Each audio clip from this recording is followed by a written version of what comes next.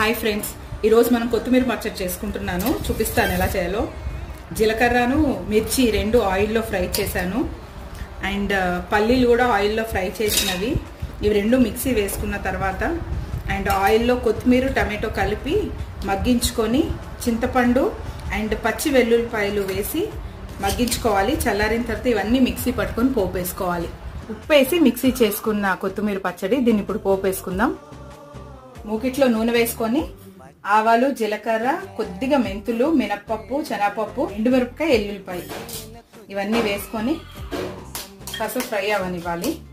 కరివేపాకు వేసుకొని ముందుగా మనం రుబ్బుకున్న చట్నీ దీంట్లో వేసేద్దాము.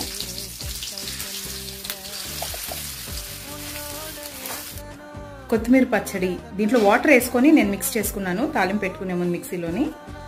సో ఇది 3-4 days దాకా మీకు ఉంటుంది నిల్వ.